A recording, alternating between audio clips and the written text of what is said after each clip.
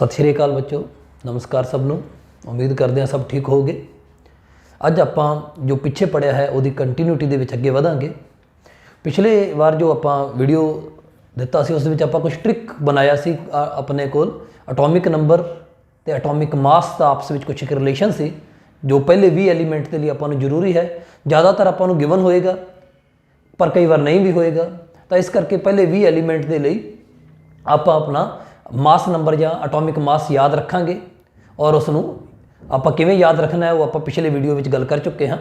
ਅੱਜ ਆਪਣਾ ਟੌਪਿਕ ਬਹੁਤ ਮਜ਼ੇਦਾਰ ਹੈ ਜਿਸ ਦਾ ਨਾਮ ਹੈ ਐਟੋਮਿਕ ਮਾਸ, ਰਿਲੇਟਿਵ ਐਟੋਮਿਕ ਮਾਸ, ਮਾਸ ਨੰਬਰ। ਇਹ ਤਿੰਨ ਚੀਜ਼ਾਂ ਆਪਾਂ ਪੜ੍ਹਨੀਆਂ ਹਨ ਤਾਂ ਬੜੇ ਧਿਆਨ ਦੇ ਨਾਲ ਸੁਣਨਾ ਹੈ। ਆਪਾਂ ਇੱਕ ਬੜੇ ਹੀ ਹਿਸਟੋਰੀਕਲ ਜੋ ਡਿਵੈਲਪਮੈਂਟ ਹੈ ਉਹਨੂੰ ਨਾਲ ਲੈ ਕੇ ਚੱਲਾਂਗੇ ਜਿਵੇਂ ਜਿਵੇਂ ਸਾਇੰਸ ਡਿਵੈਲਪ ਹੋਈ ਹੈ, ਔਰ ਇੱਕ ਛੋਟੀ ਜਿਹੀ ਕਹਾਣੀ ਆਪਾਂ ਆਪਣੇ ਦਿਮਾਗ ਦੇ ਵਿੱਚ ਸੈੱਟ ਕਰਨ ਦੀ ਕੋਸ਼ਿਸ਼ ਕਰਨੀ ਹੈ। ਹੁੰਦਾ ਕੀ ਹੈ ਕਿ ਜੋ ਇਹ ਵਾਲਾ ਟੌਪਿਕ ਹੈ ਬੱਚੇ ਬਹੁਤ ਵਾਰ ਐਵੇਂ ਹੀ ਉਲਝੇ ਰਹਿੰਦੇ ਹਨ ਜਦੋਂ ਕਿ ਬਹੁਤ ਆਸਾਨ ਚੀਜ਼ ਹੈ, ਤਾਂ ਤੁਸੀਂ ਮੇਰਾ ਸਾਥ ਦੇਣਾ ਹੋਵੇਗਾ। ਅੱਜ ਆਪਾਂ ਪੜ੍ਹਨਾ ਹੈ ਐਟੋਮਿਕ ਮਾਸ। ਅੱਜ ਆਪਣਾ ਟੌਪਿਕ ਹੈ atomic mass.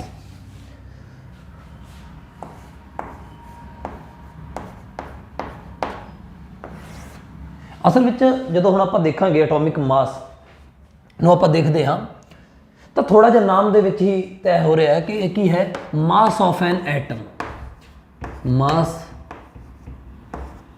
of an atom।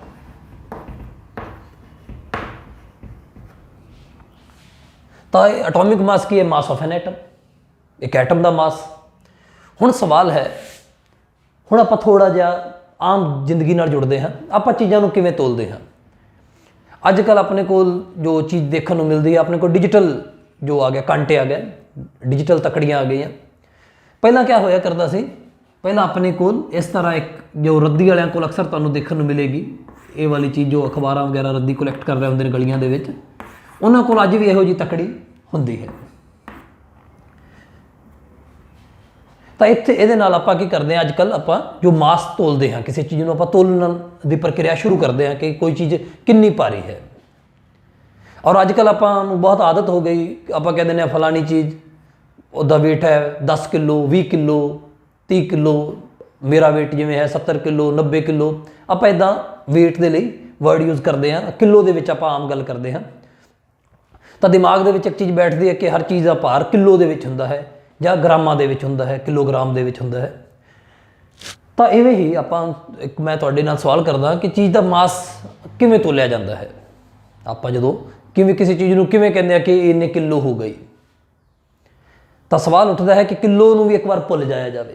ਮੰਨ ਲਓ ਕਿ ਇੱਕ ਵਾਰ ਆਪਣੇ ਕੋਲ ਕਿਲੋ ਨਾਮ ਦੀ ਕੋਈ ਚੀਜ਼ ਨਹੀਂ ਹੈ, ਤਾਂ ਜਿਵੇਂ ਦੁਨੀਆ ਦੇ ਉੱਤੇ ਪਹਿਲਾਂ ਭਾਰ ਤੋਲਿਆ ਜਾਂਦਾ ਸੀ, ਹਰ ਰਾਜਾ ਜੋ ਹੁੰਦਾ ਸੀ ਰਾਜਾਸ਼ਾਹੀ ਦੇ ਸਮੇਂ, ਤਾਂ ਉਹ ਕੀ ਕਰਦਾ ਸੀ, ਆਪਣੇ ਕੁਛ ਚੀਜ਼ ਨੂੰ ਕਹਿ ਦਿੰਦੇ ਸੀ ਕਿ ਇਹ ਸਾਡਾ ਪੈਰਾਮੀਟਰ ਹੈ ਜਿਸ ਦੇ ਨਾਲ ਅਸੀਂ ਚੀਜ਼ ਨੂੰ ਮਾਪਣਾ ਹੈ, ਇਹ ਸਾਡਾ ਪੈਰਾਮੀਟਰ ਹੈ ਜਿਸ ਦੇ ਨਾਲ ਅਸੀਂ ਚੀਜ਼ ਨੂੰ ਤੋਲਣਾ ਹੈ, ਔਰ ਉਹਦੇ ਉੱਤੇ ਆਪਣੀ ਮੋਹਰ ਲਗਾ ਦਿੱਤੀ ਜਾਂਦੀ ਸੀ। ਤਾਂ ਬੇਸਿਕਲੀ ਉਸ ਸਮੇਂ ਜਿੰਨੇ ਵੀ ਰਾਜਾ ਹੋਇਆ ਕਰਦੇ ਆਪਣੇ ਉਹਨਾਂ ਦੇ ਇੱਕ ਸਿਸਟਮ ਬਣਾ ਰੱਖੇ ਸੀ ਕਿ ਇਸ ਚੀਜ਼ ਨੂੰ ਅਸੀਂ ਆਪਣਾ ਕੀ ਮੰਨਾਂਗੇ, ਸਟੈਂਡਰਡ ਮੰਨਾਂਗੇ। ਉਸੇ ਸਟੈਂਡਰਡ ਦੇ ਚੱਲਦੇ ਅੱਜ ਆਪਾਂ ਕਿਲੋ ਨੂੰ ਆਪਾਂ ਇੱਕ ਆਪਣਾ ਸਟੈਂਡਰਡ ਮੰਨ ਲਿਆ ਭਾਰ ਤੋਲਣ ਦੇ ਲਈ। ਤਾਂ ਮੰਨ ਲਓ ਅੱਜ ਆਪਾਂ ਇੱਕ ਵਾਰ ਭੁੱਲ ਜਾਈਏ ਕਿ ਸਾਡੇ ਕੋਲ ਕਿਲੋ ਨਾਮ ਦੀ ਕੋਈ ਚੀਜ਼ ਹੈ, ਤਾਂ ਆਪਾਂ ਸਭ ਬੈਠ ਕੇ ਇੱਕ ਚੀਜ਼ ਤੈਅ ਕਰ ਲਈਏ। ਜਿਵੇਂ ਬੱਚੋ ਆਪਣੇ ਸਾਹਮਣੇ ਕੁਰਸੀ ਪਈ ਹੈ, ਤਾਂ ਦਿਮਾਗ ਵਿੱਚ ਆਇਆ ਕਿ ਇਸੇ ਕੁਰਸੀ ਨੂੰ ਹੀ ਮੈਂ ਸਟੈਂਡਰਡ ਮੰਨ ਲਿਆ, ਪੂਰੀ ਦੁਨੀਆ ਦਾ ਭਾਰ ਇਸ ਦੇ ਹਿਸਾਬ ਨਾਲ ਤੋਲਿਆ ਜਾਵੇਗਾ। ਤੋਲ ਸਕਦੇ ਹਾਂ ਆਪਾਂ, ਤੁਸੀਂ ਜਾਣਦੇ ਹੋ। ਮੰਨ ਲਓ ਜਿਵੇਂ ਆਪਾਂ ਕੋਈ ਇੱਕ ਚੀਜ਼ ਹੈ, ਆਪਾਂ ਇੱਕ ਲਿਖਿਆ ਇੱਥੇ, ਇੱਕ ਅਗਰ ਮੈਂ ਤੋਲਣਾ ਚਾਹਾਂਗਾ ਤਾਂ ਮੈਂ ਕੀ ਕਰਾਂਗਾ, ਮੈਂ ਲਿਖਾਂਗਾ ਕਿ ਭਾਈ ਇੱਕ AC ਲਿਖ ਦਿੱਤਾ ਮੈਂ, ਇਸ ਕਾਂਟੇ ਦੇ ਵਿੱਚ, ਇਸ ਪਾਲੜੇ ਦੇ ਵਿੱਚ ਇੱਕ AC ਰੱਖ ਦਿੱਤਾ। ਮੈਂ ਇੱਥੇ ਇੱਕ ਕੁਰਸੀ ਰੱਖੀ, ਕੁਛ ਨਹੀਂ ਹੋਇਆ, ਇਹ ਵਾਲਾ ਪਾਸਾ ਭਾਰੀ ਸੀ, ਇਹ ਝੁਕਿਆ ਰਿਹਾ। ਮੈਂ ਦੂਸਰੀ ਕੁਰਸੀ ਰੱਖੀ, ਮੈਂ ਤੀਸਰੀ ਕੁਰਸੀ ਰੱਖੀ। ਜਦੋਂ ਲਗਭਗ 19 ਕੁਰਸੀਆਂ ਆਪਾਂ ਰੱਖੀਆਂ, ਇਹ 19 ਚੇਅਰਸ ਆ ਗਈਆਂ ਇੱਧਰ, ਤਾਂ ਇਹ ਬਰਾਬਰ ਹੋ ਗਿਆ। ਆਪਾਂ ਕਿਹਾ ਕਿ ਭਾਈ ਇਸ AC ਦਾ ਭਾਰ ਹੈ ਇਹਨਾਂ 19 ਚੇਅਰਸ ਦੇ ਬਰਾਬਰ। ਸਿਮਿਲਰਲੀ ਮੈਂ ਇੱਥੇ ਇੱਕ ਟੇਬਲ ਰੱਖਿਆ, ਮੈਂ ਇਸ ਟੇਬਲ ਦਾ ਜਦੋਂ ਭਾਰ ਤੋਲਿਆ ਤਾਂ ਉਹ ਨਿਕਲ ਕੇ ਆਇਆ ਆਪਣੇ ਕੋਲ 4 ਚੇਅਰਸ ਦੇ ਬਰਾਬਰ। ਫਿਰ ਇੱਕ ਸਮਾਂ ਆਇਆ, ਮੈਂ ਕਿਹਾ ਚਲੋ ਭਾਈ ਮੈਂ ਹੀ ਬੈਠ ਜਾਂਦਾ ਇਹਦੇ ਵਿੱਚ। ਤਾਂ ਉਸ ਸਮੇਂ ਮੇਰੇ ਜੋ ਚੇਅਰਸ ਦੀ ਗਿਣਤੀ ਲੱਗ ਗਈ ਆਪਣੇ ਕੋਲ ਮੰਨ ਲਓ 24 ਚੇਅਰਸ। ਤੁਸੀਂ ਦੇਖ ਰਹੇ ਹੋਗੇ ਭਾਰ ਤੋਲਿਆ ਜਾ ਰਿਹਾ ਕਿਸ ਦੀ ਭਾਸ਼ਾ ਵਿੱਚ? ਚੇਅਰਸ ਦੀ ਭਾਸ਼ਾ ਵਿੱਚ। ਹਾਂ, ਸਾਨੂੰ ਇੱਥੋਂ ਕੁਝ ਨਹੀਂ ਪਤਾ ਲੱਗਿਆ। ਹਾਂ, ਸਾਨੂੰ ਜੋ ਵੀ ਪਤਾ ਲੱਗ ਰਿਹਾ ਚੇਅਰਸ ਦੀ ਭਾਸ਼ਾ ਵਿੱਚ ਲੱਗ ਰਿਹਾ, ਔਰ ਸਾਨੂੰ ਇਹ ਵੀ ਪਤਾ ਲੱਗ ਰਿਹਾ ਕਿ ਕੌਣ ਜ਼ਿਆਦਾ ਭਾਰੀ ਹੈ। ਜੋ ਇਸ ਦੇ ਵਿੱਚ ਚੇਅਰਸ ਆਉਣ ਵਾਲੀਆਂ ਦੀ ਗਿਣਤੀ ਜ਼ਿਆਦਾ ਲੈ ਰਿਹਾ ਹੈ, ਜ਼ਿਆਦਾ ਨੰਬਰ, ਉਹ ਕਿਆ ਹੈ? ਉਹ ਜ਼ਿਆਦਾ ਭਾਰੀ ਹੈ। ਜਿਵੇਂ ਮੇਰਾ ਭਾਰ ਇਹਨਾਂ ਦੇ ਵਿੱਚ ਏਸੀ ਤੋਂ ਵੀ ਜ਼ਿਆਦਾ ਹੈ, ਏਸੀ ਇਸ ਟੇਬਲ ਤੋਂ ਜ਼ਿਆਦਾ ਭਾਰਾ ਹੈ। ਤਾਂ ਆਪਾਂ ਸਾਰੀ ਚੀਜ਼ ਦਾ ਮਾਸ ਕਿਸ ਦੇ ਰਿਸਪੈਕਟ ਵਿੱਚ ਤੋਲ ਲਿਆ? ਚੇਅਰਸ ਦੇ ਰਿਸਪੈਕਟ ਵਿੱਚ। ਸਮਝ ਆਇਆ? ਬਿਲਕੁਲ ਇਹੀ ਤਰੀਕਾ ਆਪਾਂ ਅਪਣਾਇਆ ਆਪਣੇ ਐਟੋਮਿਕ ਮਾਸ ਨੂੰ ਤੋਲਣ ਦੇ ਲਈ। ਇਸੇ ਲਈ ਆਪਣੇ ਕੋਲ ਕੀ ਕੀਤਾ ਆਪਾਂ ਕਹਿ ਕੇ ਬਈ ਆਪਾਂ ਇਸ ਐਟੋਮਿਕ ਮਾਸ ਨੂੰ ਤੋਲਣਾ ਚਾਹੁੰਦੇ ਹਾਂ। ਉਸ ਸਮੇਂ ਇੰਨੀ ਸਾਇੰਸ ਨਹੀਂ ਆਈ ਸੀ ਕਿ ਆਪਾਂ ਕਿਲੋਗ੍ਰਾਮ ਜਾਂ ਗ੍ਰਾਮਾਂ ਵਿੱਚ ਲੈ ਕੇ ਆਈਏ। ਜੋ ਆਪਣੀ ਹਿਸਟੋਰੀਕਲ ਡਿਵੈਲਪਮੈਂਟ ਇੰਨੀ ਨਹੀਂ ਹੋਈ ਸੀ ਕਿ ਆਪਾਂ ਇੱਕ ਸਿੰਗਲ ਐਟਮ ਨੂੰ ਪਕੜ ਲਈਏ ਔਰ ਇਸ ਤਕੜੀ ਦੇ ਅੰਦਰ ਜਾਂ ਇਸ ਕਾਂਟੇ ਦੇ ਅੰਦਰ ਰੱਖ ਲਈਏ ਔਰ ਤੋਲ ਲਈਏ। ਇੱਦਾਂ ਦੀ ਸਾਇੰਸ ਉਸ ਸਮੇਂ ਆਪਣੇ ਕੋਲ ਨਹੀਂ ਸੀ। ਠੀਕ ਹੈ, ਕਿ ਇੱਕ ਸਿੰਗਲ ਐਟਮ ਨੂੰ, ਔਰ ਵੈਸੇ ਵੀ ਇੱਕ ਸਿੰਗਲ ਐਟਮ ਨੂੰ ਆਈਸੋਲੇਟ ਕਰਨਾ ਬਹੁਤ ਹੀ ਇੰਪੋਸੀਬਲ ਕੰਮ ਹੈ। ਤੁਸੀਂ ਫੀਲ ਕਰ ਸਕਦੇ ਹੋ, ਅਗਰ ਆਪਾਂ 23 ਗ੍ਰਾਮ ਸੋਡੀਅਮ ਲੈ ਲਿਆ ਜਾਏ ਤਾਂ ਉਹਦੇ ਵਿੱਚ ਇੱਕ mole 6.02 to 10 raised to power 23 atom ਹਨ। ਉਹਨਾਂ ਵਿੱਚੋਂ ਇੱਕ ਐਟਮ ਨੂੰ ਪਕੜ ਕੇ ਅਲੱਗ ਤੋਂ ਤੋਲ ਲੈਣਾ ਕੋਈ ਸੌਖਾ ਕੰਮ ਨਹੀਂ ਸੀ, ਇੰਪੋਸੀਬਲ ਕੰਮ ਸੀ। ਇਸ ਲਈ ਇਹਨਾਂ ਨੇ ਇੱਕ ਟਰਮ ਯੂਜ਼ ਕੀਤੀ ਆਪਾਂ, ਉਹ ਸੀ ਰਿਲੇਟਿਵ ਐਟੋਮਿਕ ਮਾਸ। ਇਹਨੂੰ ਰਿਲੇਟਿਵ ਵਿੱਚ ਦੇਖਿਆ ਗਿਆ, ਜਿਵੇਂ ਆਪਾਂ ਇਹਦੇ ਵਿੱਚ ਰਿਲੇਟਿਵ ਵਿੱਚ ਦੇਖਿਆ ਚੇਅਰ ਦੇ ਰਿਸਪੈਕਟ ਵਿੱਚ। ਉਸ ਸਮੇਂ ਵੀ ਇਹਨਾਂ ਨੇ ਸਭ ਤੋਂ ਪਹਿਲਾਂ ਆਪਣਾ ਕੋਲ ਹਾਈਡਰੋਜਨ ਹਲਕਾ ਸੀ। ਜਿਵੇਂ ਆਪਾਂ ਇੱਥੇ ਇੱਕ ਐਗਜ਼ਾਮਪਲ ਦੇ ਵਿੱਚ ਸਮਝ ਸਕਦੇ ਹਾਂ ਕਿ ਜੋ ਚੇਅਰ ਹੈ, ਮੈਂ ਕੀ ਕੀਤਾ, ਮੈਂ ਕਿਹਾ 1 AC 19 ਚੇਅਰਸ ਦੇ ਬਰਾਬਰ ਹੈ, ਇੱਕ ਟੇਬਲ 4 ਚੇਅਰਸ ਤੇ। ਮੰਨ ਲਓ ਕੋਈ ਐਸੀ ਚੀਜ਼ ਆ ਜਾਂਦੀ ਜੋ ਚੇਅਰ ਤੋਂ ਹਲਕੀ ਹੁੰਦੀ। ਮੰਨ ਲਓ ਮੈਂ ਇੱਕ ਡਸਟਰ, ਮੈਂ ਲਿਖ ਲਿਆ ਇੱਕ ਡਸਟਰ ਮੈਂ ਲੈ ਲਿਆ। ਹੁਣ ਮੈਨੂੰ ਚੇਅਰ ਦੇ ਰਿਸਪੈਕਟ 'ਚ ਤੋਲਣਾ ਚਾਹੁੰਦਾ। ਹੁਣ ਚੇਅਰ ਇਹਦੇ ਤੋਂ ਭਾਰਾ ਹੈ। ਆਪਾਂ ਸਮਝੀਏ, ਆਪਾਂ ਇੱਕ ਡਸਟਰ ਨੂੰ ਤੋਲਣਾ ਚਾਹ ਰਹੇ ਹਾਂ ਚੇਅਰ ਦੇ ਰਿਸਪੈਕਟ 'ਚ, ਤਾਂ ਆਪਾਂ ਨੂੰ ਕੀ ਕਰਨਾ ਪਏਗਾ? ਉਸ ਚੇਅਰ ਦੇ ਕੁਝ ਹਿੱਸੇ ਕਰਨੇ ਪੈਣਗੇ, ਕਿਉਂਕਿ ਹੁਣ ਇੱਕ ਚੇਅਰ ਦੇ ਬਰਾਬਰ ਤਾਂ ਹੈ ਨਹੀਂ ਇੱਕ ਡਸਟਰ। ਚੇਅਰ ਭਾਰੀ ਹੈ, ਲੇਕਿਨ ਆਪਣਾ ਜੋ ਜਿਸ ਚੀਜ਼ ਨੂੰ ਆਪਾਂ ਤੋਲਣਾ ਚਾਹ ਰਹੇ ਹਾਂ ਉਹ ਹਲਕੀ ਹੈ। ਤਾਂ ਇਸ ਦੇ ਲਈ ਆਪਾਂ ਨੂੰ ਚੇਅਰ ਦਾ ਕੀ ਕਰਨਾ ਪਏਗਾ? ਚੇਅਰ ਨੂੰ ਤੋੜਨਾ ਪਏਗਾ, ਉਸ ਦਾ ਕੁਝ ਹਿੱਸਾ ਕੱਟਣਾ ਪਏਗਾ। ਉਹਦੇ ਰਿਸਪੈਕਟ ਦੇ ਵਿੱਚ ਮੈਂ ਕਹਾਂਗਾ ਕਿ ਹਾਂ ਬਾਈ ਇਹ ਇਸ ਦੇ ਬਰਾਬਰ ਹੈ। ਮੰਨ ਲਓ ਆਪਾਂ ਕਹਿ ਦਿੱਤਾ ਕਿ ਇੱਕ ਐਗਜ਼ਾਮਪਲ ਦੇ ਤੌਰ ਤੇ ਮੈਂ ਕਹਿ ਦਿੱਤਾ ਕਿ ਇਹ ਹੈ ਚੇਅਰ ਤੇ, ਤਾਂ ਗੱਲ ਗੜਬੜ ਚਲੀ ਗਈ। ਇੱਕ ਡਸਟਰ ਨੂੰ ਆਪਾਂ ਇਸ ਚੇਅਰ ਦੇ ਰਿਸਪੈਕਟ 'ਚ ਤੋਲਣਾ ਬਹੁਤ ਹੀ ਮੁਸ਼ਕਿਲ ਕੰਮ ਹੋ ਗਿਆ। ਸਮਝ ਰਹੇ ਹੋ ਬੱਚੋ? ਇਸੇ ਲਈ ਆਪਾਂ ਕੀ ਚਾਹਾਂਗੇ ਕਿ ਅਸੀਂ ਉਸ ਚੀਜ਼ ਨੂੰ ਸਟੈਂਡਰਡ ਬਣਾਈਏ ਜੋ ਛੋਟੀ ਹੋਵੇ, ਜਿਸ ਦੇ ਨਾਲ ਆਪਾਂ ਤੋਲਣਾ ਹੈ। ਠੀਕ ਹੈ, ਕਿਉਂਕਿ ਆਪਾਂ ਪੈਰਾਮੀਟਰ ਆਪਾਂ ਜਿਵੇਂ ਉਸ ਸਮੇਂ ਅੱਜ ਆਪਾਂ ਕਿਲੋ ਹੈ, ਕਿਲੋ ਕੀ ਹੈ? ਅਗਰ ਮੈਂ ਤੁਹਾਨੂੰ ਪੁੱਛਾਂ ਕਿਲੋ ਕੀ ਹੈ, ਕਿਲੋ ਜਸਟ ਉਹ ਹੈ ਜੋ ਅਸੀਂ ਸਭ ਨੇ ਮੰਨ ਲਿਆ ਕਿ ਇਸ ਚੀਜ਼ ਨੂੰ ਅਸੀਂ ਇੰਨੀ ਚੀਜ਼ ਹੈ, ਇਸ ਦਾ ਨਾਮ ਹੈ 1 ਕਿਲੋ, ਜੋ ਇਸ ਦਾ ਭਾਰ ਹੈ ਉਹ 1 ਕਿਲੋ। ਮੈਂ ਤੁਹਾਨੂੰ ਪੁੱਛਦਾ ਕਿ ਮੀਟਰ ਕੀ ਹੈ? ਇੰਨਾ ਅਗਰ ਸਮਝ ਨੇ ਆਪਾਂ ਇੰਨਾ ਮੰਨ ਲੈਂਦੇ ਮੀਟਰ ਇਸ ਹੱਦ ਤੱਕ, ਤਾਂ ਇਹਨੂੰ ਹੀ ਅੱਜ ਆਪਾਂ ਸਾਰੀ ਚੀਜ਼ ਨੂੰ ਇਹਦੇ ਵਿੱਚ ਮੈਜ਼ਰ ਕਰ ਰਹੇ ਹੁੰਦੇ। ਉਸ ਸਮੇਂ ਆਪਾਂ ਲਗਭਗ 3 ਫੁੱਟ ਦੇ ਕਰੀਬ ਜਿਹੜਾ ਪੂਰੀ ਦੁਨੀਆ ਨੇ ਜਿਹਨੂੰ ਆਪਾਂ SI ਯੂਨਿਟ ਕਹਿੰਦੇ ਹਾਂ, ਸਟੈਂਡਰਡ ਯੂਨਿਟ ਆਪਾਂ ਬਣਾਇਆ। ਆਪਾਂ ਕਹਿ ਕਿ ਇਸ ਡਿਸਟੈਂਸ ਨੂੰ ਅਸੀਂ 1 ਮੀਟਰ ਬੋਲਿਆ ਹੈ। ਠੀਕ ਹੈ, ਮੰਨਣ ਦੀ ਗੱਲ ਸੀ। ਅਗਰ ਉਸ ਸਮੇਂ ਜ਼ਿਆਦਾ ਮੰਨ ਲਈ ਜਾਂਦੀ, ਆਪਾਂ ਸਭ ਚੀਜ਼ ਨੂੰ ਉਸੇ ਵਿੱਚ ਹੀ ਮੈਜ਼ਰ ਕਰ ਰਹੇ ਹੁੰਦੇ। ਸਮਝ ਰਹੇ ਹੋ? ਇਸੇ ਤਰ੍ਹਾਂ ਆਪਾਂ ਇੱਕ ਖਾਸ ਭਾਰ ਨੂੰ ਆਪਾਂ ਕਹਿ ਦਿੱਤਾ ਕਿ ਇਹ 1 ਕਿਲੋ ਹੈ। ਇਸੇ ਤਰ੍ਹਾਂ ਹੀ ਆਪਾਂ ਇੱਕ ਸਟੈਂਡਰਡ ਮੰਨਿਆ ਜਦੋਂ ਇਹ ਤੋਲਣ ਦੇ ਵਿੱਚ, ਜਿਵੇਂ ਆਪਾਂ ਅੱਜ ਦੇ ਲਈ ਆਪਾਂ ਇੱਕ ਸਮੇਂ ਦੇ ਉੱਤੇ ਆਪਾਂ ਕਿਹਾ ਕਿ ਚੇਅਰ ਹੀ ਅਸੀਂ ਸਟੈਂਡਰਡ ਬਣਾ ਲਿਆ। ਤਾਂ ਸਟੈਂਡਰਡ ਕਿਸ ਨੂੰ ਮੰਨਣਾ ਹੈ? ਸਾਡੇ ਹੱਥ ਵਿੱਚ ਸੀ ਪੂਰੀ ਦੁਨੀਆ ਦੇ, ਔਰ ਅਸੀਂ ਉਹਦੇ ਵਿੱਚੋਂ ਅੱਜ ਜੋ ਆਪਾਂ ਮੀਟਰ ਹੈ ਉਹਨੂੰ ਆਪਾਂ ਇੱਕ ਪੂਰੀ ਦੁਨੀਆ 'ਚ, ਸੋ ਦੈਟ ਕਿ ਵਪਾਰ ਆਸਾਨ ਹੋ ਜਾਵੇ, ਚੀਜ਼ਾਂ ਨੂੰ ਮਾਪਣਾ। ਆਪਾਂ ਅੱਜ ਇੱਕ ਕਿਸੇ ਹੋਰ ਨਾਲ ਗੱਲ ਕਰਾਂਗੇ, ਉਹ ਵੀ ਆਪਣੀ ਗੱਲ ਨੂੰ 1 ਮਿੰਟ 'ਚ ਸਮਝ ਜਾਏਗਾ। ਜਦੋਂ ਰਾਜੇ ਹੋਇਆ ਕਰਦੇ ਸੀ, ਉਹਨਾਂ ਦੇ ਆਪਣੇ ਸਿਸਟਮ ਸੀ, ਵਪਾਰ ਦੇ ਅੰਦਰ ਬਹੁਤ ਦਿੱਕਤ ਹੋਇਆ ਕਰਦੀ, ਕਿਉਂਕਿ ਕੋਈ ਇੱਕ ਅਲੱਗ ਯੂਨਿਟ ਨਾਲ ਚੱਲ ਰਿਹਾ ਸੀ, ਕੁਛ ਇੱਕ ਅਲੱਗ ਯੂਨਿਟ ਨਾਲ ਚੱਲ ਰਿਹਾ ਸੀ। ਤਾਂ ਇਸ ਕਰਕੇ ਆਪਾਂ ਸਟੈਂਡਰਡ ਸਿਸਟਮ ਬਣਾਇਆ ਕਿ ਆਪਾਂ ਜੋ ਲੈਣ ਦੇਣ ਹੈ, ਜੋ ਵਪਾਰ ਹੈ ਜਾਂ ਜੋ ਗੱਲਬਾਤ ਹੈ ਉਹ ਆਸਾਨ ਹੁੰਦੀ ਚਲੀ ਜਾਵੇ। ਜਦੋਂ ਆਪਾਂ ਕਿਸੇ ਦੂਸਰੇ ਬੰਦੇ ਨਾਲ, ਆਪਾਂ ਅੱਜ ਅਮਰੀਕਾ ਵਾਲੇ ਨੂੰ ਕਹੀਏ ਕਿ ਮੈਂ 1 ਕਿਲੋਮੀਟਰ ਰਨਿੰਗ ਕੀਤੀ, ਤਾਂ ਉਹ ਵੀ ਸਮਝ ਆਏਗਾ ਕਿ ਕਿੰਨੀ ਡਿਸਟੈਂਸ ਰਨ ਕੀਤੀ। ਠੀਕ ਹੈ, ਅਗਰ ਮੈਂ ਕਹਿੰਦਾ ਕਿ ਮੇਰਾ ਭਾਰ 90 ਕਿਲੋ ਹੈ, ਤਾਂ ਇੱਕ ਅਮਰੀਕਾ ਵਾਲਾ ਬੰਦਾ ਸਮਝ ਆਏਗਾ ਕਿ ਹਾਂ 90 ਕਿਲੋ ਉਸੇ ਸਮੇਂ ਹੀ, ਕਿਉਂਕਿ ਯੂਨਿਟ ਆਪਣਾ ਅੱਜ ਸੇਮ ਹੈ। ਤੁਸੀਂ ਦੇਖਿਆ ਵੀ ਹੋਵੇਗਾ ਕਈ ਵਾਰ ਜਿਮ ਦੇ ਵਿੱਚ LBS ਲਿਖਿਆ ਹੁੰਦਾ, ਡੰਬਲ ਦੇ ਉੱਪਰ, weight ਦੇ ਉੱਪਰ। ਠੀਕ ਹੈ, ਪਾਉਂਡ ਸਿਸਟਮ ਦੇ ਅੰਦਰ। ਤਾਂ ਇਸ ਤਰ੍ਹਾਂ ਹੀ ਆਪਣੇ ਕੋਲ ਕਿਆ ਹੈ, ਆਪਾਂ ਅੱਜ ਸਟੈਂਡਰਡ ਕਿਹਨੂੰ ਮੰਨਿਆ ਹੈ? ਆਪਾਂ 1 ਕਿਲੋ ਨੂੰ, ਇੰਨੀ ਕੁਆਂਟਿਟੀ ਨੂੰ ਆਪਾਂ ਕਹਿੰਦਾ 1 ਕਿਲੋ ਹੈ। ਠੀਕ ਉਸੇ ਤਰ੍ਹਾਂ ਆਪਣੇ ਕੋਲੋਂ ਭਾਰ ਉਸ ਸਮੇਂ, ਕਿਉਂਕਿ ਆਪਣੀ ਜੋ ਸਾਇੰਸ ਇੰਨੀ ਡਿਵੈਲਪ ਨਹੀਂ ਹੋਈ ਸੀ ਕਿ ਆਪਾਂ ਇੱਕ ਸਿੰਗਲ ਐਟਮ ਨੂੰ ਪਕੜ ਲੈਂਦੇ ਔਰ ਉਹਦਾ ਮਾਸ ਤੋਲ ਲੈਂਦੇ। ਉਸ ਸਮੇਂ ਉਹਨਾਂ ਨੇ ਰਿਲੇਟਿਵ ਦੇ ਵਿੱਚ ਹੀ ਚੀਜ਼ਾਂ ਨੂੰ ਕਰਨਾ ਚਾਹਿਆ ਔਰ ਸਭ ਤੋਂ ਪਹਿਲਾਂ ਉਹਨਾਂ ਨੇ ਸਟੈਂਡਰਡ ਮੰਨਿਆ ਹਾਈਡਰੋਜਨ ਨੂੰ। ਜਿਵੇਂ ਮੈਂ ਤੁਹਾਨੂੰ ਕਿਹਾ ਕਿ ਇੱਥੇ ਆਪਾਂ ਇੱਕ ਚੇਅਰ ਨੂੰ ਸਟੈਂਡਰਡ ਤਾਂ ਮੰਨ ਲਿਆ, ਪਰ ਜੋ ਚੇਅਰ ਤੋਂ ਹਲਕੀਆਂ ਚੀਜ਼ਾਂ ਨੇ ਆਪਾਂ ਨੂੰ ਉਸੇ ਚੇਅਰ ਨੂੰ ਕੀ ਕਰਨਾ ਪਏਗਾ, ਕੱਟ ਵੱਢ ਕਰਕੇ ਉਹਨੂੰ ਛੋਟਾ ਕਰਕੇ ਉਹਦੇ ਨਾਲ ਤੋਲਣਾ ਪਏਗਾ।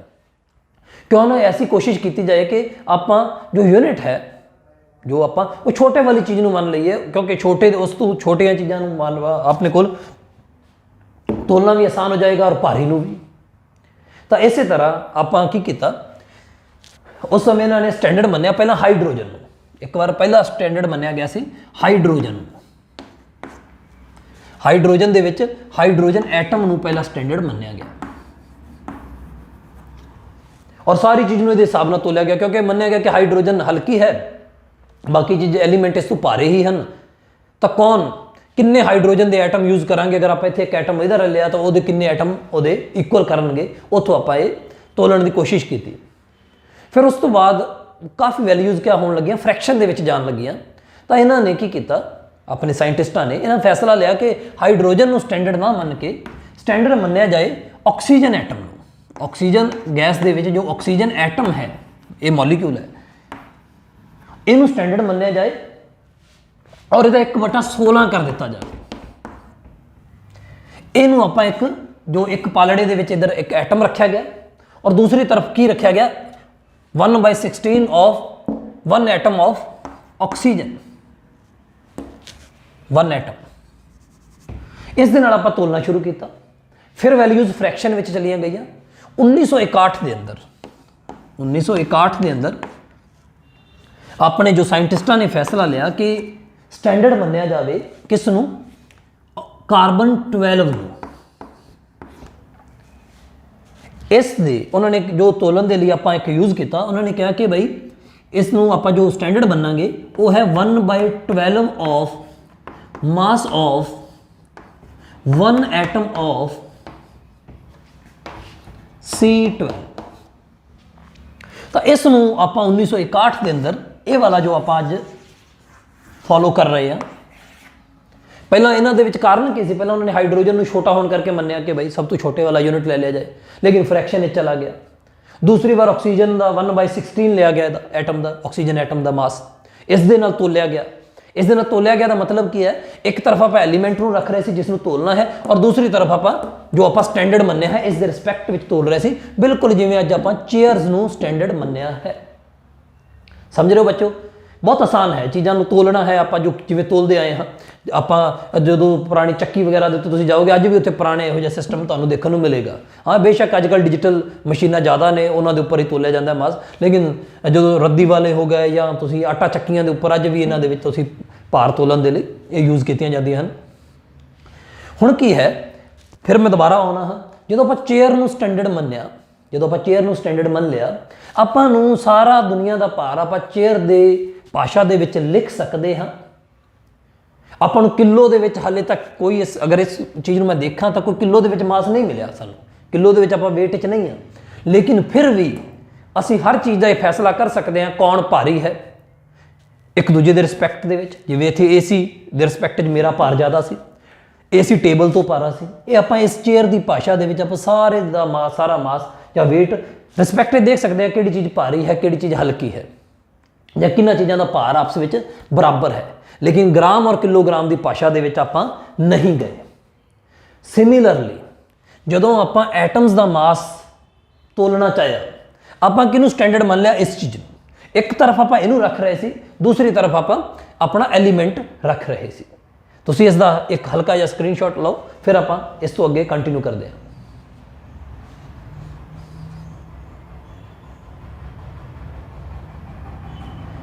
ਹਾਂ ਬੇਟਾ, ਮੈਨੂੰ ਲੱਗਦਾ ਸਕਰੀਨਸ਼ਾਟ ਲੈ ਲਿਆ ਤੁਸੀਂ। ਸਕਰੀਨਸ਼ਾਟ ਲੈ ਕੇ ਆਪਾਂ ਇਸੇ ਚੀਜ਼ ਨੂੰ ਮੈਂ ਹੁਣ ਅੱਗੇ ਵਧਾਉਂਦਾ ਹਾਂ। ਮੇਰੀ ਇਸੇ ਭਾਸ਼ਾ ਨੂੰ ਆਪਾਂ ਤੁਸੀਂ ਪਕੜਨਾ ਹੈ ਔਰ ਬਹੁਤ ਆਸਾਨ ਹੁੰਦਾ ਜਾਏਗਾ ਕੰਮ, ਬਹੁਤ ਆਸਾਨ ਹੈ। ਸਿਰਫ ਆਪਾਂ ਉਲਝੇ ਰਹਿੰਦੇ ਹਾਂ ਸ਼ਬਦਾਂ ਦੇ ਵਿੱਚ। ਇੱਕ ਇੱਕ ਚੀਜ਼ ਕਲੀਅਰ ਕਰ ਦਿਆਂਗਾ। ਤੁਸੀਂ ਦੇਖੋ ਬੇਟਾ, ਹੁਣ ਆਪਾਂ ਕੀ ਕਰਨ ਜਾ ਰਹੇ ਹਾਂ, ਆਪਾਂ ਇਸ ਦੇ ਰਿਸਪੈਕਟ ਦੇ ਵਿੱਚ ਹਰ ਚੀਜ਼ ਨੂੰ ਤੋਲਣਾ ਸ਼ੁਰੂ ਕਰ ਦਿੱਤਾ। ਕਿਵੇਂ ਤੋਲਿਆ, ਮੰਨ ਲਓ ਆਪਾਂ ਉਸ ਸਮੇਂ ਲਿਖਿਆ 1 ਐਟਮ ਆਫ ਸੋਡੀਅਮ ਦਾ ਜੋ ਮਾਸ ਹੈ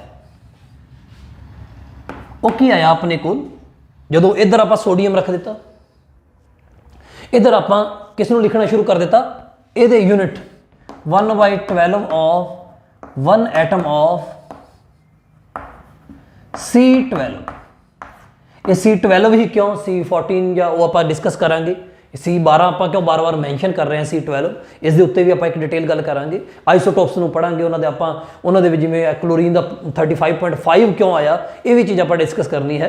ਲੇਕਿਨ ਇੱਕ ਵਾਰ ਤੁਸੀਂ ਉਹਨੇ ਤੇ ਫੋਕਸ ਕਰੋ। ਆਪਾਂ ਕੀ ਕਰ ਰਹੇ ਹਾਂ, ਆਪਣੇ ਕੋਲ ਇੱਦਾਂ ਮੰਨ ਲਓ ਇਹ ਆਪਣੇ ਕੋਲ ਇਹਦੇ ਹਿੱਸੇ ਹਨ। ਇੱਕ ਆਪਾਂ ਯੂਨਿਟ ਬਣਾ ਰੱਖਿਆ ਹੈ ਕਾਰਬਨ 12 ਦਾ, ਠੀਕ ਹੈ, ਉਹਦਾ 1/12 ਕਰ ਰੱਖਿਆ ਆਪਾਂ, ਉਸ ਨੂੰ ਆਪਾਂ ਇੱਕ ਯੂਨਿਟ ਇਹ ਪੂਰੇ ਦਾ ਪੂਰਾ ਇੱਕ ਰੱਖਿਆ। ਇਧਰ ਮੈਂ ਸੋਡੀਅਮ ਰੱਖ ਦਿੱਤਾ, ਮੰਨ ਲਓ ਸੋਡੀਅਮ ਦਾ ਇੱਕ ਐਟਮ ਮੈਂ ਰੱਖ ਦਿੱਤਾ, ਸੋਡੀਅਮ ਭਾਰੀ ਨਿਕਲਿਆ। ਆਪਾਂ ਇਹਦੇ ਵਿੱਚ ਇੱਕ ਇਹਦਾ ਯੂਨਿਟ ਹੋਰ ਐਡ ਕਰ ਦਿੱਤਾ। ਇੱਥੇ ਆਪਾਂ ਇੱਕ ਇੱਕ ਕਰਕੇ weight ਵਧਾਉਂਦੇ ਜਾ ਰਹੇ ਹਾਂ। ਇਹ ਇੱਕ ਯੂਨਿਟ ਰੱਖਿਆ, ਫਿਰ ਇਹਦੇ 2 ਯੂਨਿਟ ਰੱਖੇ, 3 ਰੱਖੇ, 4 ਰੱਖੇ, 5 ਰੱਖੇ, ਕਰਦੇ ਕਰਦੇ ਜਦੋਂ 23 ਯੂਨਿਟ 23 ਕੀ ਰੱਖੇ ਗਏ ਆਪਣੇ ਕੋਲ, 1/12 of mass of 1 atom of C12 ਮੈਂ ਇੱਥੇ ਰੱਖ ਦਿੱਤਾ। ਇਹ ਵਾਲਾ ਆਪਾਂ ਯੂਨਿਟ ਮੰਨਿਆ ਸੀ, ਇਹਦੇ ਕਿੰਨੇ ਯੂਨਿਟ ਯੂਜ਼ ਹੋ ਗਏ, 23। ਜਦੋਂ ਘੰਟਾ ਬਰਾਬਰ ਆਇਆ ਤਾਂ ਆਪਾਂ ਕਿਹਾ ਕਿ ਬਈ ਸੋਡੀਅਮ ਦਾ ਭਾਰ ਹੈ 23 ਯੂਨਿਟ, ਕਿਸ ਦੇ, ਇਸ ਪੂਰੀ ਚੀਜ਼ ਦੇ 1/12 of mass of 1 atom of C12, ਠੀਕ ਹੈ। ਆਪਾਂ ਕਿਹਾ ਕਿ ਸੋਡੀਅਮ ਹੈ ਬਈ ਇੰਨਾ ਭਾਰਾ। दूसरे नंबर पे बेटा मैं लिखता हाँ 1 एटम ऑफ नाइट्रोजन, मान लो मैं लिखता हाँ, इधर आप एक नाइट्रोजन का एटम इदा फील करो, आप इतने एक नाइट्रोजन का एटम रख लिया, इधर आप एक एक करके ऐड करते जा रहे हैं। जो 14 यूनिट आप इस दे रखे 1/12 of mass of 1 atom of C12, ਇਹ ਆਪਾਂ ਲਿਖਿਆ। ਬੇਟਾ ਹੁਣ ਫੀਲ ਕਰੋ ਤੁਸੀਂ, ਇਹਨਾਂ ਦੇ ਵਿੱਚੋਂ ਕੋਈ ਗ੍ਰਾਮ ਔਰ ਕਿਲੋਗ੍ਰਾਮ ਦੇ ਵਿੱਚ ਤਾਂ ਆਪਾਂ ਨੂੰ ਭਾਰ ਹੁਣ ਵੀ ਨਹੀਂ ਮਿਲਿਆ ਫਿਲਹਾਲ, ਲੇਕਿਨ ਆਪਾਂ ਇੱਥੋਂ ਇਹ ਬੋਲ ਸਕਦੇ ਹਾਂ ਕਿ ਸੋਡੀਅਮ ਭਾਰੀ ਹੈ ਨਾਈਟ੍ਰੋਜਨ ਤੋਂ। ਸਵਾਲ ਹੈ ਕਿਉਂ, ਕਿਉਂਕਿ ਆਪਾਂ ਕਹਾਂਗੇ ਕਿ ਭਾਈ ਇਹਨੇ 23 ਯੂਨਿਟ ਇਸ ਪੂਰੀ ਰਕਮ ਦੇ ਯੂਜ਼ ਕੀਤੇ, ਇਸ ਭਾਰ ਦੇ ਇਹਨੇ 23 ਯੂਨਿਟ ਯੂਜ਼ ਕੀਤੇ ਬਰਾਬਰ ਹੋਣ ਵਾਸਤੇ, ਔਰ ਨਾਈਟ੍ਰੋਜਨ ਨੇ ਕਿੰਨੇ ਯੂਜ਼ ਕੀਤੇ, 14। ਆਪਾਂ ਨੂੰ ਗ੍ਰਾਮ ਔਰ ਕਿਲੋਗ੍ਰਾਮ ਵਿੱਚ ਭਾਰ ਨਹੀਂ ਮਿਲਿਆ, ਲੇਕਿਨ ਆਪਾਂ ਨੂੰ ਇਸ ਯੂਨਿਟ ਦੇ ਰਿਸਪੈਕਟ ਦੇ ਵਿੱਚ ਭਾਰ ਜ਼ਰੂਰ ਮਿਲ ਚੁੱਕਿਆ ਹੈ, ਬਿਲਕੁਲ ਜਿਵੇਂ ਆਪਾਂ ਨੂੰ ਚੇਅਰ ਦੇ ਰਿਸਪੈਕਟ ਵਿੱਚ ਭਾਰ ਮਿਲ ਗਿਆ ਸੀ। ਆਪਾਂ ਨੂੰ ਗ੍ਰਾਮ ਔਰ ਕਿਲੋਗ੍ਰਾਮ ਵਿੱਚ ਤਾਂ ਇੱਥੇ ਵੀ ਨਹੀਂ ਮਿਲਿਆ, ਗ੍ਰਾਮ ਔਰ ਕਿਲੋਗ੍ਰਾਮ ਵਿੱਚ ਆਪਾਂ ਨੂੰ ਇੱਥੇ ਵੀ ਨਹੀਂ ਮਿਲਿਆ, ਪਰ ਆਪਾਂ ਇਥੋਂ ਬਾਹਰੋਂ ਬੈਠੇ ਬੈਠੇ ਦੱਸ ਸਕਦੇ ਹਾਂ ਕਿ ਕੌਣ ਭਾਰੀ ਹੈ। ਆਪਾਂ ਇਥੋਂ ਕਹਿ ਸਕਦੇ ਹਾਂ ਕਿ ਭਾਈ ਜੋ weight ऑफ सोडियम है, जो सोडियम एटम है, जो सोडियम एटम है वो भारी है नाइट्रोजन एटम तो। ये गल आप कितों कह सकते हैं, क्योंकि इन्हें 23 यूनिट यूज़ किए हैं, इन्हें 14 यूनिट यूज़ किए हैं, और आप कह सकते हैं कि भाई ये बराबर इस तो ज़्यादा है, सोडियम पारा है। ये हो गया अपने को।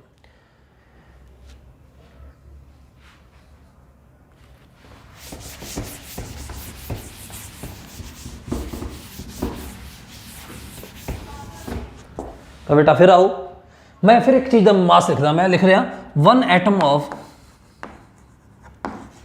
किसी एक चीज़ आप ले लें, आप मैगनीशियम ले लिया, उस दे लिए आप लिखा 24 यूनिट उसने यूज़ किए किससे, 1/12 of mass of 1 atom of C12। ਹੁਣ ਆਪਾਂ ਤੁਸੀਂ ਕਹਿ ਸਕਦੇ ਹੋ ਕਿ ਮੈਗਨੀਸ਼ੀਅਮ ਭਾਰੀ ਹੈ ਸੋਡੀਅਮ ਤੋਂ, ਕਿਉਂਕਿ ਇਸ ਨੇ 24 ਯੂਨਿਟ ਯੂਜ਼ ਕੀਤੇ ਹਨ, ਬਿਲਕੁਲ ਆਪਣੇ ਹਾਂ, ਲੇਕਿਨ ਗ੍ਰਾਮ ਔਰ ਕਿਲੋਗ੍ਰਾਮ ਵਿੱਚ ਹਾਲੇ ਤੱਕ ਆਪਾਂ ਨਹੀਂ ਗਏ, ਬਿਲਕੁਲ ਜਿਵੇਂ ਇੱਥੇ ਵੀ ਆਪਾਂ ਗ੍ਰਾਮ ਔਰ ਕਿਲੋਗ੍ਰਾਮ ਵਿੱਚ ਨਹੀਂ ਗਏ ਸੀ, ਆਪਾਂ ਚੇਅਰ ਦੀ ਭਾਸ਼ਾ 'ਚ ਸਾਰੀ ਦੁਨੀਆ ਦਾ ਭਾਰ ਤੋਲ ਰਹੇ ਸੀ। ਹੁਣ ਸਵਾਲ ਆਉਂਦਾ ਹੈ ਆਪਣੇ ਸਾਹਮਣੇ, ਮੈਂ ਇਸ ਵਾਲੇ ਹਿੱਸੇ ਨੂੰ ਸਾਫ਼ ਕਰਨ ਜਾ ਰਿਹਾ, ਇਹ ਬੇਟਾ ਤੁਹਾਨੂੰ ਫੀਲ ਦਿਲਾਉਣ ਲਈ ਸੀ, ਇਸ ਨੂੰ ਆਪਣੇ ਦਿਮਾਗ 'ਚ ਇਦਾਂ ਹੀ ਸੈੱਟ ਕਰਨ ਦੀ ਕੋਸ਼ਿਸ਼ ਕਰਨਾ, ਕਦੇ ਉਲਝਣ ਨਹੀਂ ਹੋਵੇਗੀ।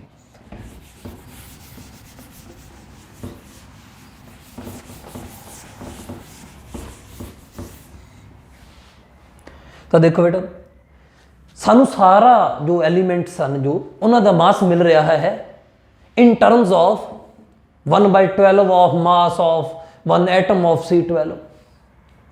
मैं हर बार इन्नी लंबी रकम लिखी है, तुसी देख रहे हो बेटा, तो इस दे लिए उन्होंने कहा कि भाई आप इसनों एक छोटा नाम दे दिता जाए, जो छोटा नाम ਉਹਦਾ ਨਾਮ ਹੈ ਬੇਟਾ, ਇਸ ਉਹਨਾਂ ਨੇ ਲਿਖਿਆ ਇਸ ਪੂਰੀ ਰਕਮ ਨੂੰ ਜੋ ਹੈ, ਜਿਸ ਨੂੰ ਮੈਂ ਬਾਰ-ਬਾਰ ਲਿਖ ਰਿਹਾ ਹਾਂ, 1/12 of mass of 1 atom of C12। ਇਸ ਪੂਰੀ ਰਕਮ ਨੂੰ ਉਹਨਾਂ ਨੇ ਕਿਹਾ ਕਿ ਆਪਾਂ ਇਹਨੂੰ ਕਿਉਂ ਨਾ ਇੱਕ 1 AMU ਕਹਿ ਦਿੱਤਾ ਜਾਵੇ, ਕਿੰਨਾ ਛੋਟਾ ਹੋ ਜਾਵੇਗਾ ਇਹ। ਬਾਰ-ਬਾਰ ਮੈਂ ਇੰਨੀ ਵੱਡੀ ਰਕਮ ਲਿਖ ਰਿਹਾ ਸੀ ਜਾਂ ਮੈਂ ਉੱਥੇ ਬਾਰ-ਬਾਰ ਚੇਅਰ ਲਿਖ ਰਿਹਾ ਸੀ, ਅਗਰ ਆਪਾਂ ਪੂਰੀ ਦੁਨੀਆ ਨੂੰ ਇਸ ਗੱਲ ਤੇ ਸਮਝਾ ਲੈਂਦੇ ਕਿ ਆਪਾਂ ਚੇਅਰ ਨੂੰ ਸੀ ਲਿਖ ਲਿਆ ਜਾਵੇ ਤਾਂ ਆਪਾਂ ਸਾਰੇ ਦੇ ਲਈ ਇੱਕ ਛੋਟਾ ਚੇਅਰ ਲਿਖਣ ਦੀ ਬਜਾਏ ਸੀ ਵੀ ਲਿਖ ਕੇ ਚੱਲ ਸਕਦਾ ਸੀ ਕੰਮ।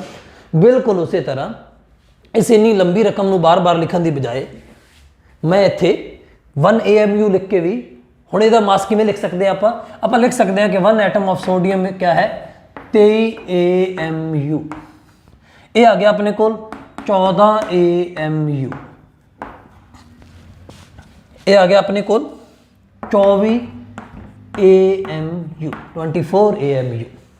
ਤਾਂ ਤੁਸੀਂ ਦੇਖ ਸਕਦੇ ਹੋ ਬੇਟਾ ਆਪਾਂ ਸਾਰੇ ਦਾ ਸਾਰਾ ਮਾਸ ਲਿਖ ਲਿਆ AMU ਦੀ ਟਰਮ ਵਿੱਚ। ਹਾਲੇ ਤੱਕ ਆਪਣੇ ਕੋਲ ਜੋ ਡਿਵੈਲਪਮੈਂਟ ਹੋ ਰਹੀਆਂ ਸੀ ਸਾਇੰਸ ਦੀਆਂ, ਉਸ ਦੇ ਹਿਸਾਬ ਨਾਲ ਆਪਾਂ ਗ੍ਰਾਮ ਔਰ ਕਿਲੋਗ੍ਰਾਮ ਵਿੱਚ ਨਹੀਂ ਜਾ ਰਹੇ ਸੀ, ਪਰ ਫਿਰ ਵੀ ਆਪਾਂ ਇਹ ਚੀਜ਼ ਪਤਾ ਕਰਨ 'ਚ ਕਾਮਯਾਬ ਹੋ ਰਹੇ ਸੀ ਕਿਹੜੀ ਚੀਜ਼ ਭਾਰੀ ਹੈ, ਕਿਹੜੀ ਚੀਜ਼ ਹਲਕੀ ਹੈ। ਔਰ ਉਹ ਆਪਾਂ ਇਸ AMU ਮਤਲਬ ਇਸ ਨੂੰ ਸਟੈਂਡਰਡ ਮੰਨ ਕੇ ਆਪਾਂ ਸਾਰਾ ਭਾਰ ਲਿਖ ਰਹੇ ਸੀ, ਇਹਨਾਂ ਦਾ ਐਟੋਮਿਕ ਮਾਸ ਜਾਂ weight ਲਿਖ ਰਹੇ ਸੀ। ਉਮੀਦ ਕਰਦਾ ਬੇਟਾ ਸਭ ਨੂੰ ਸਮਝ ਆ ਗਿਆ ਹੋਵੇਗਾ। ਇਹ ਹੈ ਆਪਣਾ ਐਟੋਮਿਕ ਮਾਸ, ਠੀਕ ਹੈ। ਕਿਸ ਦੇ ਰਿਸਪੈਕਟ 'ਚ ਬੇਟਾ ਆਪਾਂ ਮੈਜ਼ਰ ਕਰ ਰਹੇ ਹਾਂ, ਇਸ ਦੇ ਕਿੰਨੇ ਯੂਨਿਟ ਕੰਜ਼ਿਊਮ ਕਰ ਰਿਹਾ ਹੈ ਕੋਈ ਇਹਦੇ ਇਕੁਅਲ ਹੋਣ ਦੇ ਲਈ, ਉਸ ਆਪਣੇ ਤਕੜੀ ਤੇ ਉਸ ਕਾਂਟੇ ਤੇ, ਉਹੀ ਆਪਣਾ ਕਿਆ ਹੈ ਆਪਾਂ ਮਾਸ ਨੂੰ ਲਿਖ ਲਿਆ। ਹੁਣ ਤੁਸੀਂ ਮੇਰਾ ਸਾਥ ਦਿਓਗੇ, ਇੱਕ ਵਾਰ ਤੁਸੀਂ ਇਹਨੂੰ ਆਪਾਂ ਕੀ ਕਰ ਸਕਦੇ ਹੋ, ਇਹਦਾ ਸਕਰੀਨਸ਼ਾਟ ਲੈ ਲਓ। ਹਾਂ ਤਾਂ ਉਹ ਬੱਚੋ ਆਪਾਂ ਦੇਖਿਆ ਕਿ ਆਪਾਂ ਸਭ ਚੀਜ਼ ਦਾ ਮਾਸ ਲਿਖਣ ਵਿੱਚ ਕਾਮਯਾਬ ਹੋ ਗਏ AMU ਦੇ ਰੂਪ ਦੇ ਵਿੱਚ। ਔਰ ਜੋ ਆਪਾਂ ਇਸ ਦੇ ਹਿਸਾਬ ਨਾਲ ਆਪਣੇ ਕੋਲ ਹਾਲੇ ਤੱਕ ਆਪਾਂ ਗ੍ਰਾਮ ਔਰ ਕਿਲੋਗ੍ਰਾਮ ਤੱਕ ਨਹੀਂ ਗਏ, ਲੇਕਿਨ ਆਪਾਂ ਮਾਸ ਦੇ ਵਿੱਚ ਕਿਹੜੀ ਚੀਜ਼ ਭਾਰੀ ਹੈ, ਕਿਹੜੀ ਚੀਜ਼ ਹਲਕੀ ਹੈ, ਇਹ ਆਪਾਂ ਨੂੰ ਸਮਝ ਆ ਗਿਆ। ਔਰ ਇਹੀ ਆਪਣਾ ਕਿਆ ਹੈ, ਆਪਣਾ ਹੈ ਐਟੋਮਿਕ ਮਾਸ। ਜੋ ਆਪਾਂ AMU ਦੇ ਰਿਸਪੈਕਟ ਵਿੱਚ ਲਿਖਿਆ ਉਹ ਕੀ ਸੀ, ਆਪਣਾ ਐਟੋਮਿਕ ਮਾਸ। ਹੁਣ ਸਵਾਲ ਆਉਂਦਾ ਹੈ, ਐਟੋਮਿਕ ਮਾਸ ਹੋ ਗਿਆ ਆਪਣੇ ਕੋਲ ਜੋ ਮਾਸ ਆਫ ਐਨ ਐਟਮ, ਜੋ ਕਿ ਆਪਾਂ AMU ਦੀ ਟਰਮ ਦੇ ਵਿੱਚ ਆਪਾਂ ਲਿਖਣ ਵਿੱਚ ਕਾਮਯਾਬ ਹੋਏ। ਫਿਰ ਹੌਲੀ ਹੌਲੀ ਕਰਕੇ ਸਾਇੰਸ ਡਿਵੈਲਪ ਹੁੰਦੀ ਚਲੀ ਗਈ। ਸਾਇੰਸ ਡਿਵੈਲਪ ਹੋਈ ਤਾਂ ਮਾਸ ਸਪੈਕਟਰੋਮੀਟਰ, ਸਪੈਕਟਰੋਸਕੋਪੀ ਔਰ ਇਹਨਾਂ ਸਭ ਦੇ ਥਰੂ ਆਪਾਂ ਕਿੱਥੇ ਕਾਮਯਾਬ ਹੋਏ, ਆਪਾਂ ਇੱਕ ਐਟਮ ਦਾ ਮਾਸ ਲਿਖਣ ਵਿੱਚ ਕਾਮਯਾਬ ਹੋ ਗਏ ਇਨ ਦਾ ਫਾਰਮ ਆਫ ਗ੍ਰਾਮਸ। ਸਮਝ ਰਹੇ ਬੱਚੋ? ਦੁਬਾਰਾ ਇੱਕ ਵਾਰ ਕੀ ਹੋਇਆ ਆਪਣੇ ਕੋਲ, ਜਿਵੇਂ ਜਿਵੇਂ ਸਾਇੰਸ ਡਿਵੈਲਪ ਹੋਈ, ਮਾਸ ਸਪੈਕਟਰੋਮੀਟਰ ਔਰ ਸਪੈਕਟਰੋਸਕੋਪ ਦੇ ਨਾਲ ਆਪਾਂ ਸਪੈਕਟਰੋਸਕੋਪੀ ਦੇ ਥਰੂ ਮਾਸ ਸਪੈਕਟਰੋਮੀਟਰ ਔਰ ਇਹਨਾਂ ਸਭ ਚੀਜ਼ਾਂ ਦੇ ਥਰੂ ਆਪਾਂ ਕਿੱਥੇ ਪਹੁੰਚੇ, ਆਪਾਂ ਪਹੁੰਚੇ 1 ਗ੍ਰਾਮ ਜਾਂ 1 ਜੋ ਆਪਣੇ ਕੋਲ ਜੋ ਇੱਕ ਐਟਮ ਦਾ ਮਾਸ ਹੈ ਉਹ 1 ਗ੍ਰਾਮ ਜਾਂ ਕਿਲੋਗ੍ਰਾਮ ਦੇ ਰੂਪ ਵਿੱਚ ਲਿਖਣ ਵਿੱਚ ਆਪਾਂ ਕਾਮਯਾਬ ਹੋ ਗਏ। ਸਮਝ ਰਹੇ ਹੋ? ਇੱਥੋਂ ਕੀ ਆਉਂਦਾ ਹੈ, ਆਓ ਜਦੋਂ ਮੇਰੇ ਕੋਲ ਜਦੋਂ ਮਾਸ ਸਪੈਕਟਰੋਮੀਟਰ ਔਰ ਸਪੈਕਟਰੋਸਕੋਪ ਦੇ ਨਾਲ ਆਪਾਂ ਕਾਮਯਾਬ ਹੋਏ, ਮਾਸ ਆਫ ਐਨ ਐਟਮ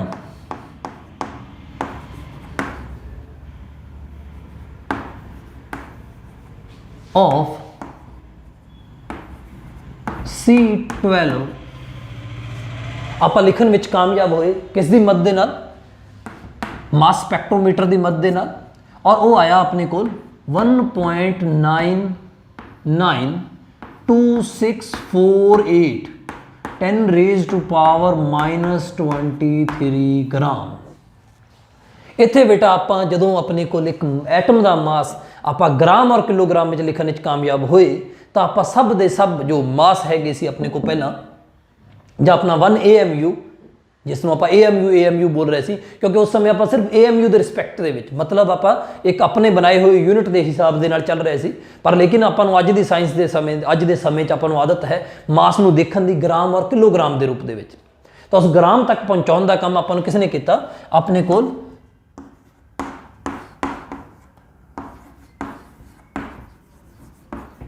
ਮਾਸ ਸਪੈਕਟਰੋਮੀਟਰ ਦੇ ਨਾਲ ਆਪਾਂ ਇੱਕ ਐਟਮ ਦਾ ਮਾਸ ਲਿਖਣ ਵਿੱਚ ਕਾਮਯਾਬ ਹੋਏ, ਉਹ ਵੀ ਕਿਸ ਦੇ ਵਿੱਚ? ਇਨ ਗ੍ਰਾਮਸ। ਸਮਝ ਰਹੇ ਹੋ? ਇਨ ਗ੍ਰਾਮਸ ਤੱਕ ਆਪਾਂ ਪਹੁੰਚ ਗਏ। ਅਗਰ ਆਪਣੇ ਕੋਲ ਇਹ ਵਾਲੀ ਚੀਜ਼ ਜਦੋਂ ਆਪਾਂ ਗ੍ਰਾਮ ਤੱਕ ਪਹੁੰਚ ਗਏ ਤਾਂ ਤੁਸੀਂ ਸਮਝ ਹੀ ਗਏ ਹੋਗੇ 1 AMU ਨੂੰ ਵੀ ਕੈਲਕੂਲੇਟ ਕਰਨਾ ਸਾਡੇ ਲਈ ਹੁਣ ਕੋਈ ਔਖਾ ਨਹੀਂ ਸੀ, ਕਿਉਂਕਿ ਉਹ ਕੀ ਸੀ? 1/12 of mass of 1 atom of C12 और वो अपने को मास स्पैक्ट्रोमीटर और जो अपनी डेवलपमेंट ऑफ साइंस के कारण अपन ये आप इन ग्राम्स हासिल कर लिया है। तो तुम देख सकते हो 1/12 इसका किया आप 1.992648 10 रेज टू पावर -23। जो ये मास आएगा अपने को तो ये आ जाएगा 1.66 10 रेज टू पावर ग्राम। तो साडा 1 AMU इन ग्राम्स साडे कोल पहुंच चुका है। तुसी देख सकते हो बेटा जिन्नियां भी चीज़ों का मास आप AMU के फॉर्म में लिखा सी आप उस मास को हुण ग्राम दे विच कन्वर्ट करने में कामयाब हो गए हाँ। और इत्थों ही आप अगे वधांगे। एक बार इसका स्क्रीनशॉट ले लो।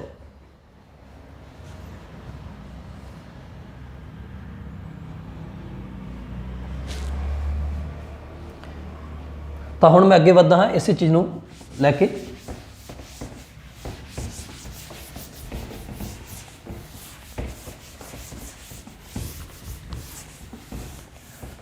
मैं वापस आता हाँ। आप हुण तक की देखा आप देखा एटॉमिक मास की है।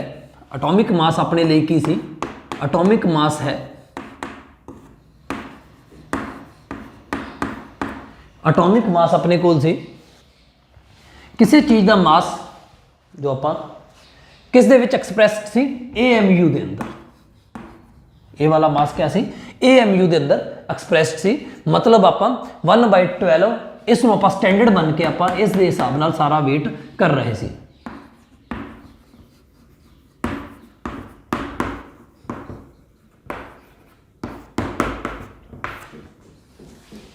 इसे अपना एटॉमिक मास जो भी अपने को वैल्यू थे। फिर सवाल आता है रिलेटिव एटॉमिक मास की है। Relative atomic mass relative atomic mass RAM ये है।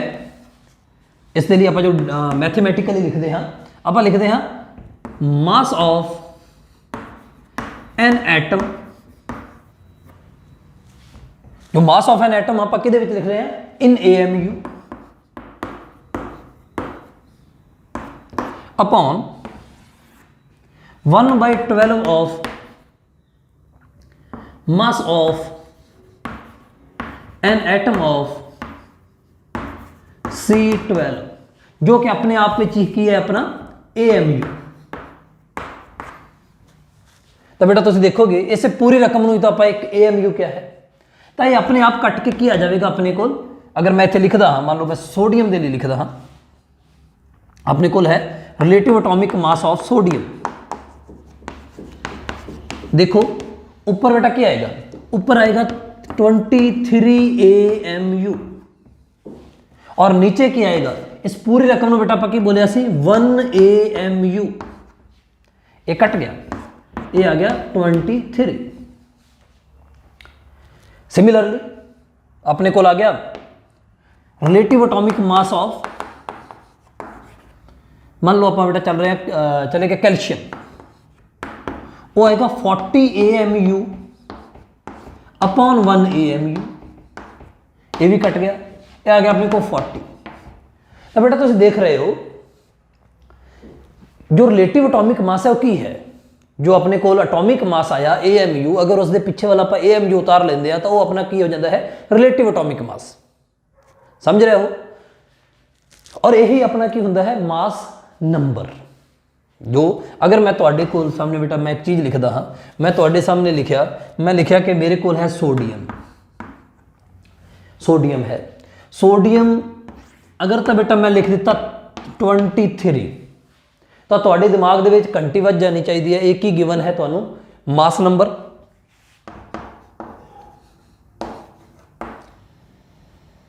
अगर बेटा आम भाषा दे विच मैं गल करा यह है रिलेटिव एटॉमिक मास।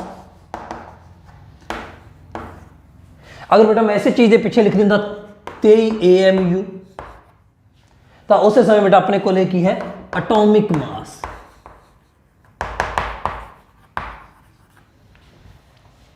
समझ रहे हो। तो एक बार बेटा इसका स्क्रीनशॉट लो, थोड़ी जी गल होर करते हैं।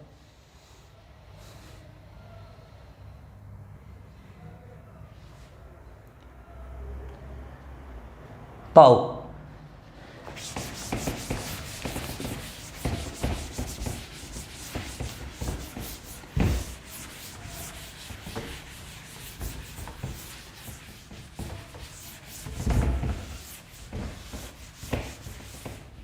एक बार बेटा मैं फिर वापस आता हाँ, मैं बोलता हाँ एटॉमिक मास की है, मास ऑफ एन एटम।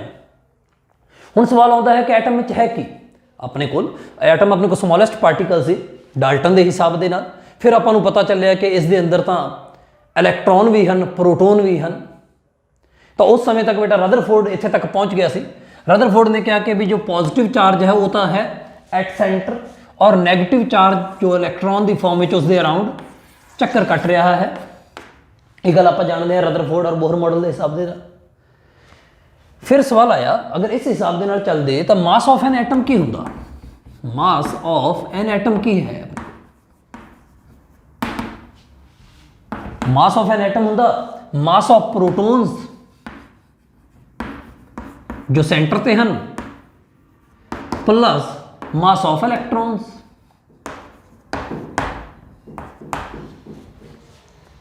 पर असल में आप जानते हाँ, फिर जिमें ही पता चलिया कि जिमें जिमें रिसर्च हुई कि इस न्यूक्लीयस के अंदर कुछ होर भी लोग हैं, वो कौन हैं, न्यूट्रॉन्स। तो उतों क्योंकि अपने को जो न्यूट्रॉन्स हैं वो कितने हैं, इतने प्रोटॉन्स के नाल ही हैं, इतने नाल ही न्यूक्लीयस के अंदर कौन दो लोग हैं, प्रोटोन भी और न्यूट्रॉन भी। जिमें ही अपने को साइंस डेवलप हुई और अपन को पता चलिया कि इसके अंदर क्या ने, न्यूट्रॉन भी हैं। तो मैं इतने लिख रहा mass of proton plus mass of electron plus mass of neutrons. ये सारी चीज मिलकर बना दी है मास ऑफ एन एटम। पर जो मास ऑफ इलैक्ट्रॉन है ये बहुत थोड़ा है, निगलिजिबल है। इसलिए आप इसनूं की कर दें हाँ, आप कहते हैं कि ये वाला काउंट नहीं होएगा क्योंकि इन्हां दा मास ना दे बराबर है, 0 के बराबर है। क्योंकि मास ऑफ एन इलैक्ट्रॉन की होंदा है, मास ऑफ एन इलैक्ट्रॉन है 9.11 10 -31 किलोग्राम, जो कि निगलिजिबल स्मॉल है। और इसीलिए आप इसका कॉन्ट्रीब्यूशन जो आप मास ऑफ एन एटम के अंदर निगलैक्ट कर देंगे हैं। तो अपने लिए मास ऑफ एन एटम की है, मास ऑफ एन एटम की है अपने को, मास ऑफ एन एटम है mass of proton plus mass of neutrons, ये है अपने को।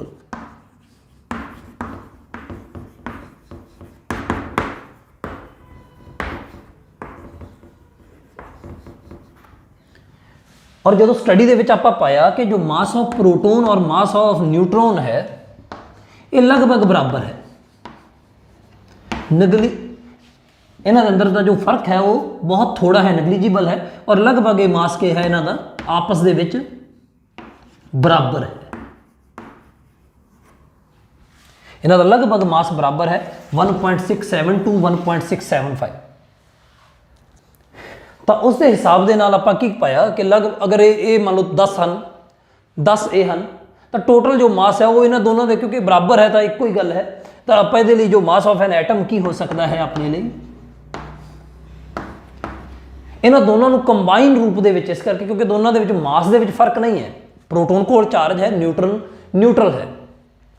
तो आप कह सकते हैं मास ऑफ एन एटम कि बराबर है नंबर ऑफ न्यूक्लियॉन्स के बराबर।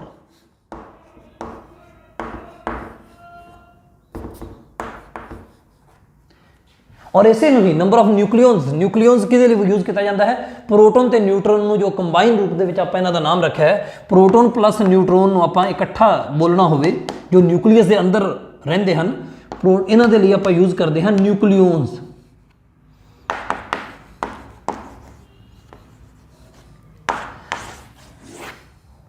तो इसलिए मास ऑफ एन एटम की है नंबर ऑफ न्यूक्लियॉन्स के बराबर है, और इसे ही आप बोलते हैं मास नंबर।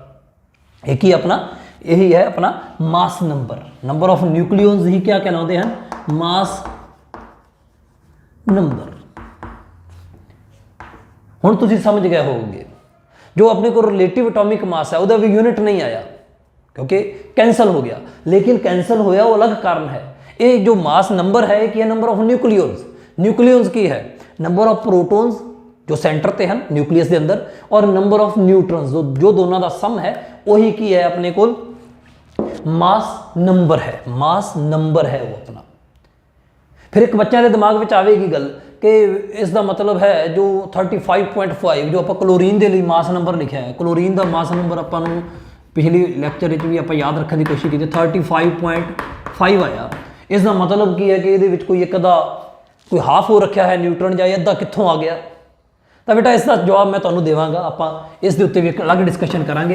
ये आइसोटोप दे होने करके होया है, ये लिए आप अलग एक 5-7 मिनट के अंदर ये भी डिस्कशन करांगे अगली क्लास के अंदर, जो अगली वीडियो के अंदर। तो तुम एक बार लिए बेटा मेरे नाल रिवाइज करो की आप पढ़िया। आप पढ़ने की कोशिश की एटॉमिक मास की है, एटॉमिक मास में आप रिलेटिव जो आप किया उस समय यूनिट बनाया 1/12 उसके हिसाब के सबनों लिखा, और वही अपना एटॉमिक मास है जो किसी मास नंबर को आप AMU की टर्म के एक्सप्रैस कर दिता। समझ रहे हो। रिलेटिव एटॉमिक मास की है वो अपने सामने सी रेशो के रिलेटिव का मतलब ही है रेशो, आप आधार किनू मनिया 1/12 ऑफ नू, और इसे करके वह की आ गया यूनिट तो बगैर आया। रिलेटिव एटॉमिक मास की है यूनिट तो बगैर, वो AMU का जिक्र नहीं है। फिर मैं क्या कि यही चीज़ मास नंबर है। मास नंबर कितों मैं गल जोड़ी, मैं इस जगह मास नंबर की गल कितों समझ आती है कि भाई मास ऑफ एन एटम है कि न्यूक्लीयस के अंदर जो वो को पिया है, जो इलैक्ट्रॉन वो दुआले घूम रहे हैं। न्यूक्लीयस के अंदर आपको पता है कि न्यूट्रॉन भी होंगे हैं। तो इन्होंने दोनों ने मिलकर बनाया मास नंबर, और इन्होंने दोनों ने कंबाइन रूप में आप कहते हैं न्यूक्लियॉन्स। समझ रहे हो।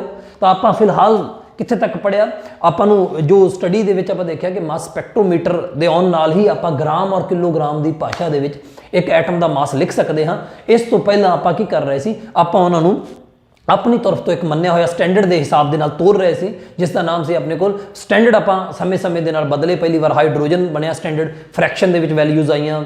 दूसरी बार आप ऑक्सीजन को स्टैंडर्ड बनाया, ऑक्सीजन एटम को 1/16 ऑफ ऑक्सीजन एटम उसके हिसाब से लिखा। फिर फ्रैक्शन के वैल्यूज आईया। फिर 1961 के अंदर आप अपना जो स्टैंडर्ड है उसको बदलिया और वो बनाया आप 1/12 of mass of an atom of C12, और इसका छोटा नाम आप दिता AMU। और फिर आप सारे मास में लिख लिया AMU छोटे दे करके, जिवें मैं शुरू तो होया सी चेयर वाली एग्जाम्पल तो लैके तुसीं सारिया चीज़ों को एक बार रिलेट करना। इस पूरे लैक्चर में बहुत ध्यान सुनना, और इसका स्क्रीनशॉट ले लो।